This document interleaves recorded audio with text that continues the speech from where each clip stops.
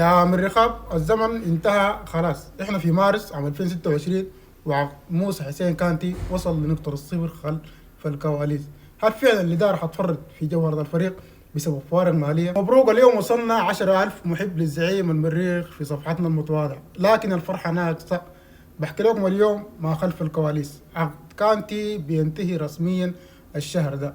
المعلومات المسربة بتقول إنه في فجوة مالية كبيرة بين عرض الإدارة وطلبات اللاعب. في وقت النادي يركز فيه على الصفقات الأجنبية، نسينا إن الركائز الوطنية زي كانتي هي روح الفريق.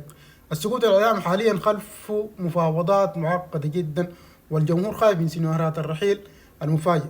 رئيس النادي حاليا شغال بسياسة المؤسسة وعايز يضبط سقف الرواتب، وكمان المدرب معجب جدا بالأداء في رواندا، لكنه عارف إن خسارة لاعب بقيمة كانتي في نص الموسم هتكون ضربة موجعة. هل الحل هو كسر سقف الرواتب عشان كانتي، ولا المريخ بمن حضر؟ أنا بسألكم أنتوا يا ناس الصفوة، لو كنت مكان المدرب أو مكان رئيس النادي، هل بتدفع لكانتي الرقم اللي عايزه عشان تضمن الاستقرار، ولا بتعتمد على المحترفين الجدد؟